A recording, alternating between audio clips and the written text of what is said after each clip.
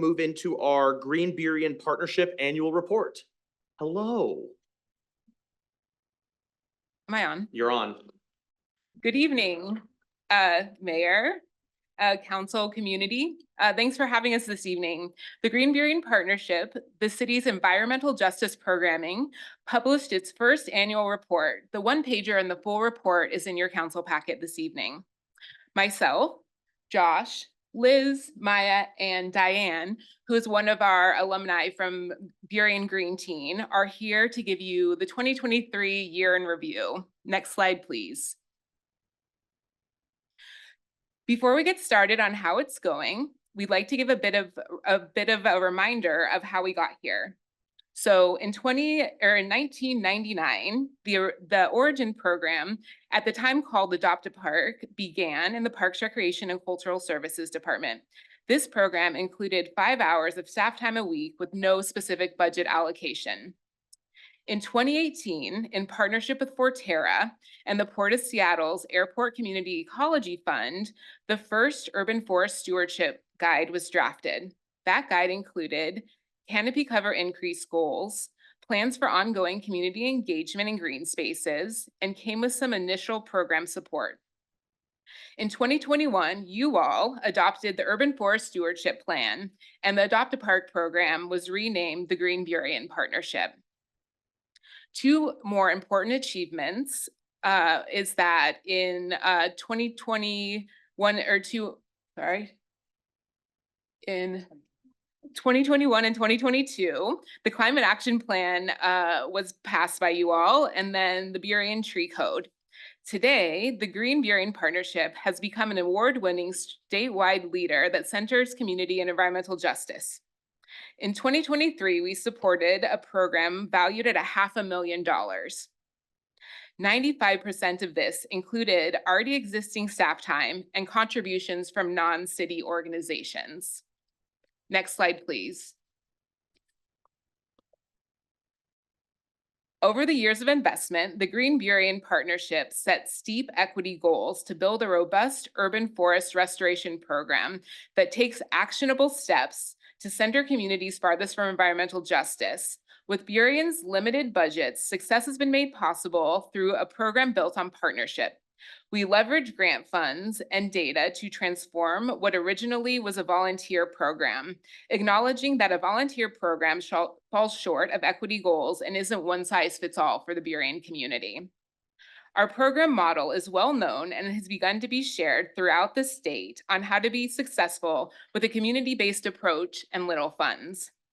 We're going to take the next few minutes to share what this program looked like during 2023. Josh? Next slide, please. So what did we do in 2023? Well, we planted 800 trees, which is almost 8 times more than 2022, and 1,060 shrubs. While that's a lot more than we did in 2022, we need to plant 40,000 trees to get to 40% canopy cover, which our plan establishes by 2038. So we've got a little ways to go. Next slide, please. We also monitored and maintained the canopy coverage within the city of Burien. There's 145,000 square feet of weeds removed in 2023, which is approximately 2.5 football fields. There's 510,000 square feet of restoration underway, which is approximately 9 football fields. And there were 54 ivy survival rings created, which is the picture up here on this right is this tree. If you do not remove the ivy, the tree can die. So really, it's important to maintain what we already have in order to grow. Those existing trees are the ones that are providing the benefits that we need. So we really need to invest in that in addition to the planting. Next slide, please. So we also communicated with the Burien community and implemented the Burien Municipal Code in 2023. There were 46 tree-related permits issued on private property. There was over 11,000 postcards mailed about that tree code in English, Spanish, and Vietnamese. We emailed 6 newsletters about the Green Burien Partnership to subscribers. We attended 12 events to talk about the Green Burien Partnership, including Shark Garden, Music in the Park, Highline School District, and Bird Fest. Next slide, please. So this map up here is of the green Burien restoration sites. Those light green areas are the sites, and it's overlaid on the social vulnerability index. And so the Green Burien Forest Stewardship Plan identified areas of the city with social vulnerability to prioritize sites for the Green Burien partnership work to ensure that we engage all of Burien, including the most economically and racially diverse communities, in an equitable manner across the city. The partnership invests in all of Burien's communities and engages members of all ages to build community relationships, repair harm, foster growth, and provide career training to invest in the success of our community, including low-income, ethnically diverse communities long-term. Maps are one tool to look at these inequities on a high level, but we also use boots on the ground and community knowledge to further refine our work sites. A couple examples are Hilltop Park and Salmon Creek Ravine, where there is deep investment in these areas thanks to boots on the ground, which has helped us further environmental justice and address historic inequities. Next slide, please. This is our tree inventory map overlaid on that same social vulnerability index. Those yellow dots are the tree points. In 2023, we inventoried 1,500 trees across public and private property, representing 101 unique tree species. This helps us prioritize management, identify areas of possible pest outbreaks, and track permits on private property. I'll pass it to my colleague Maya, and next slide, please. Thanks, Josh. Here is our internal Green Burien Partnership team. Most of us are here in front of you today. The Green Burien Partnership is a cross-departmental collaboration within the City of Burien government. Staff from Parks, Recreation, and Cultural Services, Public Works, Community Development, as well as the Communications Division all work together to plan and implement this program. Next slide, please. In 2023, over 18 partner organizations worked together to create and implement the Green Burien Partnership Plan. We truly could not do this work without the help of our incredible partners. The majority of our funding to implement these Green Burien Partnership in 2023 came from funding from these partners. Many of these partner organizations wrote and received their own grants to do this work here in Burien. One of the partner organizations includes the King Conservation District, who employs me to be the Green Burien Partnership Coordinator. In addition to providing my 20-hour per week position to coordinate the program here in Burien, King Conservation District also provides the City of Burien with additional funding to purchase plants and materials to implement this program.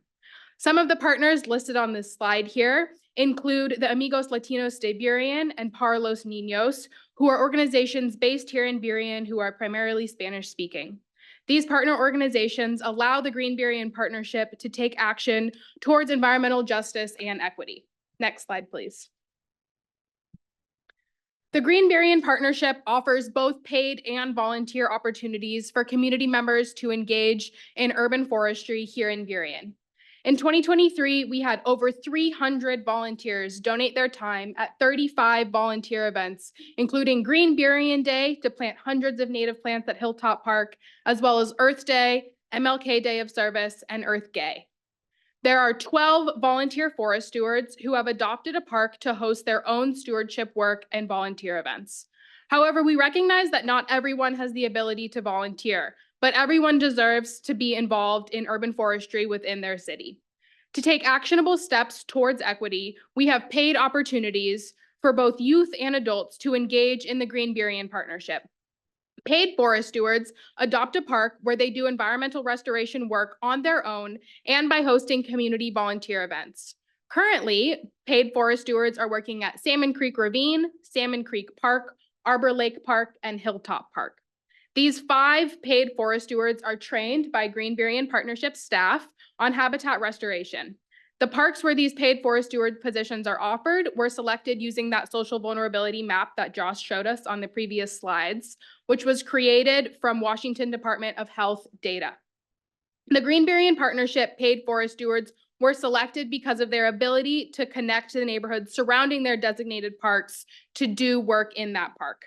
Through this hyper-local community engagement, we're able to invite members of the Burien community into this partnership who were not previously involved. Next slide, please. In addition to these paid positions for adults, we also have multiple paid opportunities for middle and high school age students within our partnership. In 2023, the Green Burien Partnership offered 2 different paid internship programs for Highline School District high schoolers, where they learned about environmental restoration, outdoor recreation, and the calming properties of nature, as well as art and many other things. Through the collaboration of our partners, we are bringing youth farthest from opportunity into green spaces and showing them all of the options that are available for how they can work and enjoy these spaces. Sharks in Restoration, which is now called the Outdoor Innovators, is an internship with students from Innovation High School who are being welcomed back into education and for whom a typical education model does not work. Another paid internship program here is the Burien Green Teen Internship, which we'll be offering for a 3rd year this summer in 2024. Many of you previously learned about this program from a presentation that Gabby and Zach gave from the Parks Department on SEEK funding that was received for that program. And here with us today is Diane, a Highline High School student who has participated in both years of our Burien Green Teen Internship. Please, next slide, and I'll pass it off to Diane. Hi, my name is Diana Vesca, and I'm a high school junior at Highline High School, and I was an intern for Burien Green Teens for 2 years. My first year, I was a regular intern, but as I joined for my 2nd year, I was an assistant leader. I joined Burien Green Teens because I wanted to learn more about the environment and also because I wanted to know what it felt like to have a job. I learned about topics such as environmental racism and how salmon helped our environment and our quality of life. I learned how to work, for my 2nd year, I learned how to work with different types of people with different personalities and different work styles. I will forever be grateful for Burien Green Teens for teaching me how to be a better person and how to help the earth. Next slide, please. Thanks. As shown by my colleagues, the Green Burien Partnership has been a joint success in many aspects, from its start as a volunteer-only program to becoming a leader as a social justice-based program with collaboration between multiple departments and external organizations. We are proud of the efforts put forth by all of our partners, volunteers, forest stewards, and staff.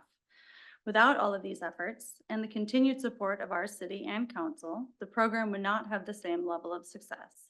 As a city with a lean staff and budget, delivering 95% of the $624,000 to run this program via partner donations and existing staff time shows the massive efforts of staff and partners in securing volunteers, materials, grants, and financial support. Next slide, please.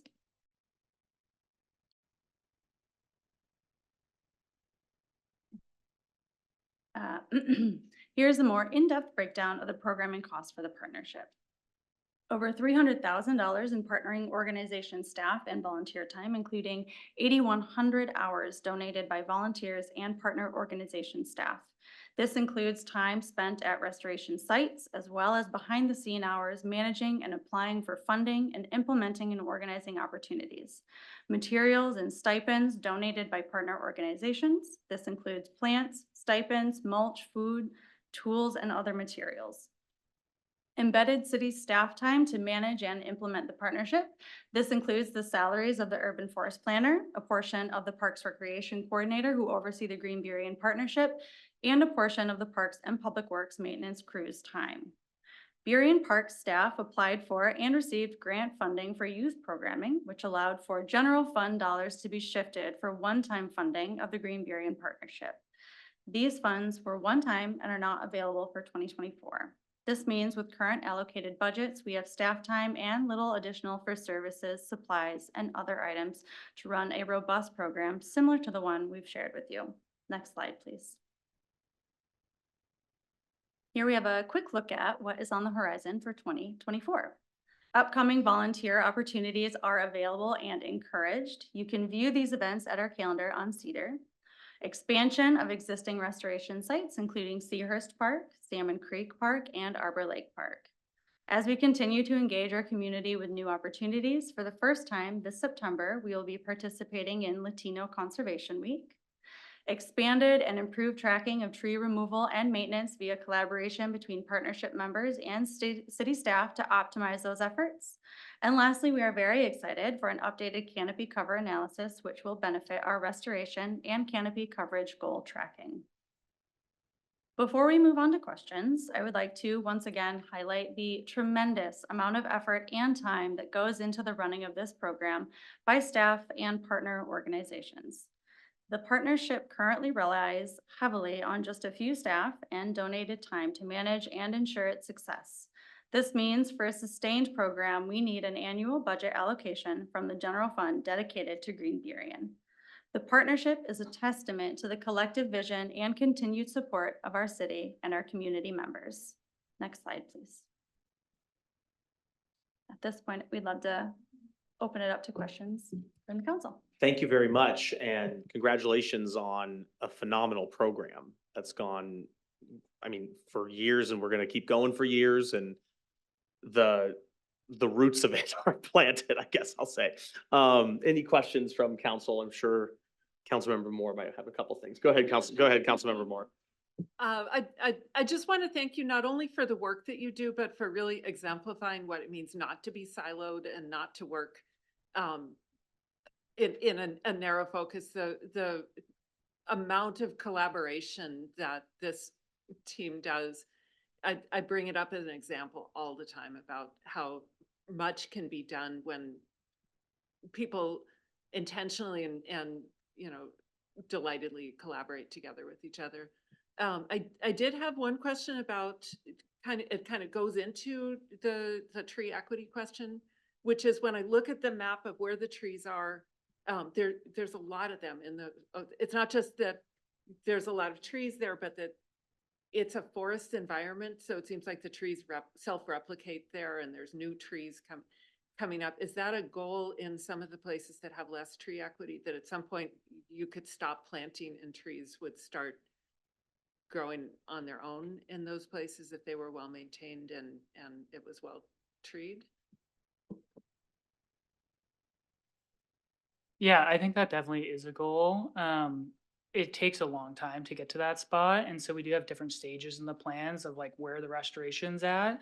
So I think a lot of it is really in the early stages. This updated canopy cover analysis that we're going to do will really help us inform kind of where some of that is and be able to answer some of those equity questions on a high level for tree equity. But in terms of restoration and sustaining those trees, it takes a long time to get to that point. Maya, do you want to add anything? I'll just add that many of our sites are very heavily covered currently in English ivy and blackberry. And while those are covering the canopy floor, pretty much none of that natural regeneration happens. And so until we get to the point where those weeds are rid of the forest, that natural regeneration won't happen. And so a lot of, as Josh was saying, that early term investment needs to happen to get those forests to a point where they are able to naturally regenerate.